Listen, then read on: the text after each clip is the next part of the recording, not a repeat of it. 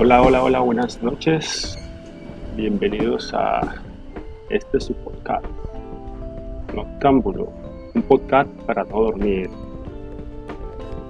Hoy vamos a mirar en nuestro episodio número 1, Historia sin filtro. En este episodio hablaremos de la Colombia del siglo XX, entre el progreso y la guerra.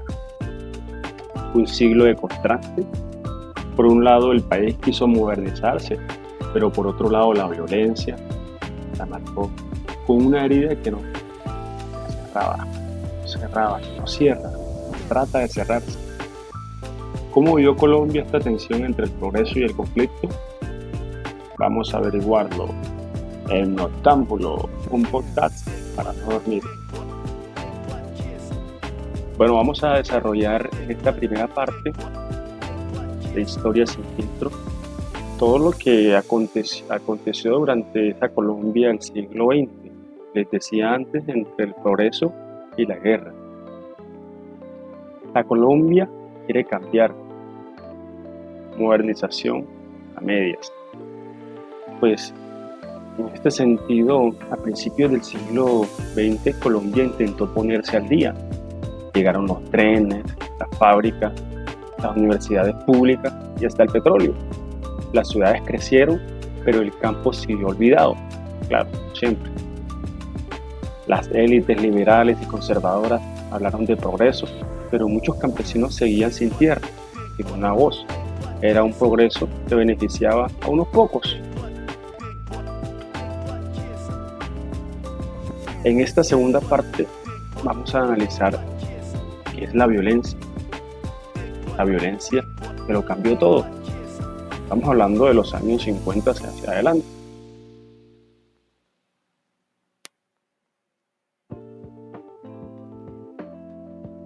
Pero este sueño de modernidad se rompió en pedazos después del asesinato de Gaitán. En 1948, el país explotó. La violencia fue una gran guerra entre vecinos, liberales versus conservadores. Cuchillos, machetes, masacres, miles murieron. Otros huyeron a las ciudades. El campo se llenó de sangre y rencor. Triste historia que empezó a desarrollarse en nuestro país luego de ese trágico 9 de abril. Luego de calmar las cosas, entre comillas, las élites inventaron el Frente Nacional. Se turnarían el poder para evitar más guerras. Pero, ¿saben qué? Eso solo hizo que la gente fuera más pobre y más rebelde. Los campesinos sin tierra, los jóvenes sin futuro, empezaron a unirse en la guerrilla de los años 60. Hicieron las FARC, el ELN, nacieron de esa rabia, de esa impotencia. Vamos a analizar en esta tercera parte los intentos de paz, soluciones o parches. Yo creo que fueron parches. Realmente tristemente, y la risa es irónica, por Dios. En los años 80 y 90, varios presidentes intentaron hacer la paz. Don Belisario Betancur habló con las guerrillas, pero luego vino el exterminio de la Unión Patriótica. Un partido que nació de un acuerdo y que terminó con miles de sus miembros asesinados. La lección en Colombia: hacer paz era como caminar en un campo minado. De esto hemos escuchado muchos testimonios, ¿no? Aida Bella, actual senadora, sobreviviente de este exterminio. En los años 2000, con Uribe, mano fuerte, corazón grande, la guerra se intensificó. Más soldados, más bombas, pero también más desplazados. Después, Santos intentó lo contrario. El acuerdo con la FARC en el 2016 fue a través de un plebiscito que en el cual resultó siendo ganador el no. La gente no quiso ese acuerdo de paz. Sin embargo, para algunos fue un éxito, para otros una rendición.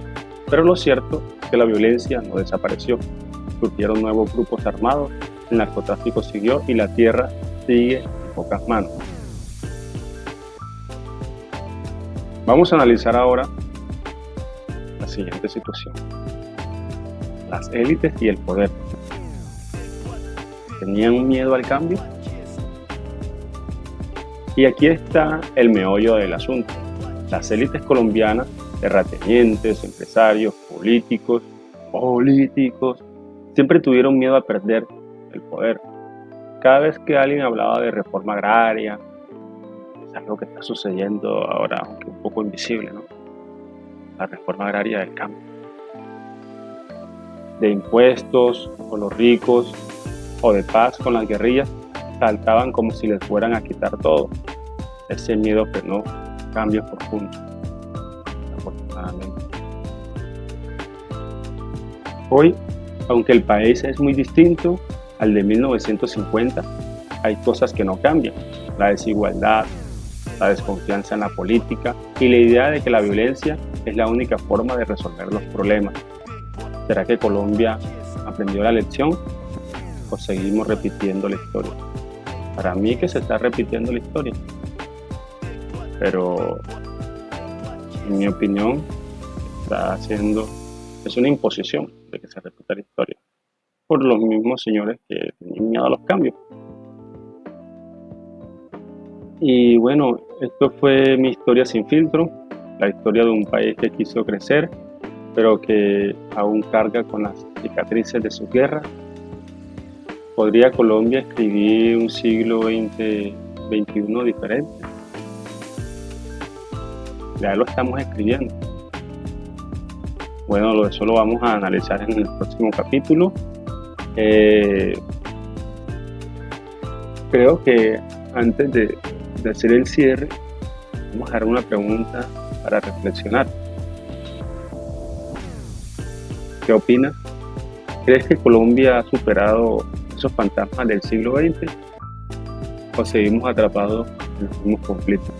Esta es mi pregunta para analizarla y tratar de responderla en nuestro próximo episodio de Noctámbulo, un podcast para no dormir.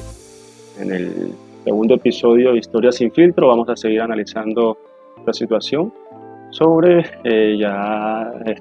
las circunstancias mismas de lo que se ha venido desarrollando, los acontecimientos durante el siglo XXI para tratar de dar respuesta a esta interrogante. Bye bye.